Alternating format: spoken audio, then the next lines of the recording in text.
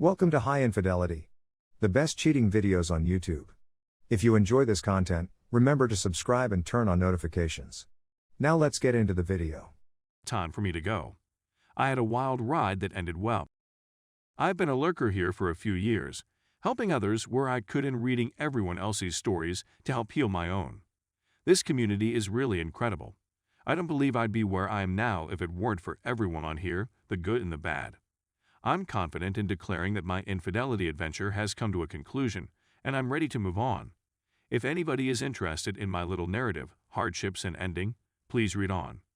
Mostly, I simply need to get this off my chest. Infidelity. My 13-year-old wife, with whom I have a 12-year-old kid, was found to be cheating on me with many people. I'm a computer and was able to retrieve TXTs, screenshots, personal notes, movies, and the entire shebang, which I patiently kept up over months to make a strong case.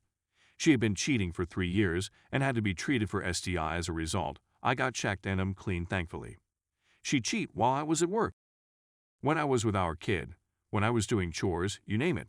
I also discovered she was a high-functioning who took out credit cards in my name and piled up tens of thousands of dollars in debt in my name. Debt that will take me 5-6 years to repay, harming not just myself but also our kid. With all of this data, I created a separation agreement which I double-checked with a lawyer for accuracy. I showed it to her one morning last summer, 2019, and she freaked out and struck me a couple of times. I phoned the police to have her removed from the home. I did not press charges, but the officers did.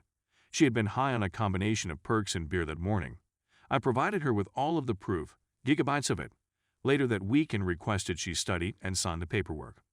She challenged the conditions of the agreement, requesting that I grant her full custody merely so she could get more government funds since she does not work. Fortunately, I had a few strong stances, and I pushed her hard to have this done considering what she's done to my life and the lives of our kid. She consented to sign the document. She ended up with nothing. No alimony, no home, no property. I just upped the amount of child support I was paying. Overall, it cost me $2,000 by the time it was signed, which is a bargain compared to some of the prices I've heard on here. I was no longer enraged. I was so depressed that I didn't even celebrate the signing. I only wanted she would overcome her addictions. Unfortunately, it did not occur. She continued to rely on government aid, was homeless for a while, ultimately obtained an apartment, but continued to misuse drugs and alcohol while refusing to get treatment. She now faces multiple criminal charges, and she also destroyed my house one evening when I was gone, shattered windows, spray-painted a message on the wall. Fortunately, there were cameras. She hasn't gotten any better, and she only sees our kid a few hours a week. A full downhill spiral. I cared for her for a few months. Despite the damage she caused in my life, I still tried to help her out with favors, but eventually I said F it. She chose this for herself, and I gave up pitying her and cut contact with her through a restraining order, with restrictions to only contact me about our child. She has repeatedly broken those terms, barging into my home, intruding onto the property, and harassing calls and texts. There was just no attempt to improve her position. The following. I had no intention of meeting anybody since I had been put off by my ex's experience with relationships. But I had a great connection with a girl who was a little older than myself. In every aspect, we had a lot in common. We ended up dating and became close as friends. She had also left a marriage under similar circumstances, so we were both aware of what the other had gone through. I couldn't be happier. It's a night and day change from my last relationship. I feel like a new guy, and we seem to complement one another. She has now moved in and gets along well with my kid, as I do with hers. We're like a new family, and everyone gets along and is content. My negative sentiments, pity, and contempt for my ex-wife have all but vanished. I don't even think of her until she texts or calls concerning our kid, which is a rare event.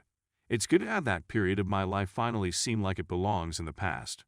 Things can improve. I know a lot of you are suffering, fearing the worst, having worries about the future, and regretting your decisions. I thought the same things, that I'd never break out of that rut, and that my life would be a nightmare. Even though I'm still tens of thousands of dollars in debt and currently having my home restored, I'm in a good mood. I got out of the hole, and you will as well if you stay with it. The amount of time it takes to heal is not fixed. It will arrive when it comes for you. I wish you all the best of success and thank you everyone for your time. Story 2. Wife cheated on me with Aaron Boner. Hello everyone. I am 28 years old and have been married for 6 years. In February, I discovered that my wife had an affair with the proprietor of an errand when we stayed in Hawaii. In September 2018, my wife and I traveled to Hawaii. We have usually stayed in hotels in Hawaii, but this time we opted to stay at an errand to get a more local feel for the island.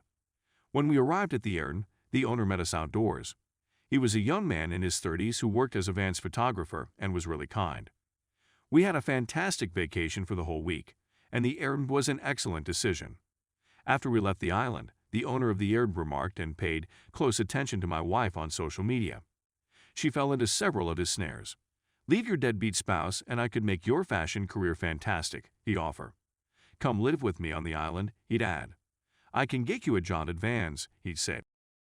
I could always tell there was something wrong between myself and my wife. I would approach her about specific issues, but she would always deny them. She would interact with him through Snapchat, Instagram, and sometimes FaceTime. I became so intrigued one day that I began searching around for proof. I felt awful going behind her back at first, but I felt compelled to do it. I saw an email she sent to a psychic in which she asked the psychic, "Do you see anything with a guy called? He just came into my life." My heart sank the moment I wrote it. I quickly grabbed my phone and texted her the contents of the email. Of course, she denied everything and gave me the runaround, and I believed her. 6 to 10 months passed, but I could always tell something was different. I'd always remember her reaction when I asked her what the email was about, and it gave me a horrible feeling. I began getting strange nightmares and not sleeping properly. It eventually escalated to an anxious panic attack, something I had never had before in my life. These assaults would occur just before I went to sleep. I ultimately resorted to marijuana to help me relax and sleep. She opted to visit Hawaii with her sister during the summer of 2019. I couldn't go on the vacation since I had job commitments. Of course, I paid for the whole trip to go with her sister, and I had no idea she was meeting up with the owner of the errand where we had previously been. She sneaked out the door when her sister was asleep, and the man picked her up in his automobile. They allegedly had in his vehicle before splitting up. She says she didn't like it the whole time and felt terrible as soon as she got in the vehicle. She has felt terrible, sorry, shameful, and even suicidal as a result of her acts. She kept this tiny secret hidden for over 2 years. She chose to come clean about it since we were having problems in our marriage. And I ultimately sat her down and told her that I believe it's best for us to split ways. That came as a complete surprise to me. My instant emotion was one of delight and gladness for her that she no longer had to carry that around with her. All night, I simply held her and we sobbed together. The following several days, and perhaps weeks, were the most difficult. I kept wondering how I hadn't seen this coming. What is it about me that compelled her to pursue another relationship? It's been over 4 months since I found out, and every night before bed, I still feel pain and despair. Every morning, my first thought is that she has been disloyal to me. I'm usually ill and queasy for the first 2 to 3 hours of the day. We've had a lot of heart-to-heart talks, and I genuinely think she feels sorrow and wishes she could undo everything in an instant, but for some reason, I still feel terrible and queasy every day. Update. I eventually decided to contact the man since I was so fed up with everything emotionally. I contacted him on Instagram. I awoke the following morning to a message from his wife. His wife informed me that she spotted my message in his inbox and would want to speak with me. I decided to call her and chat about our significant others up. I was expecting to find out how much my wife was engaged in the connection and how much she really pushed it ahead, but she didn't have any proof for me. She claimed to have seen just one screenshot of my wife in a bikini on his phone. She said that the screenshot seemed to be a post on her Instagram story.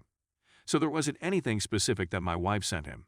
She went on to describe her hubby and how he behaves. She said he is a narcissist who is too, and that my wife is one of 100 other women he has in his Instagram inbox. She said that she has been trying to get him assistance, but he is really hostile. She told me a tangential tale about him renting out an apartment on his property to a fitness model, and one day he forcefully thrust himself on her, but she resisted so strongly that he left. I suppose they came to an arrangement not to pursue charges between themselves. Following my talk with his wife, I am certain that my wife became involved with a predator. She became entangled, just like the hundreds of other girls he tortured. My wife was a victim, in my opinion.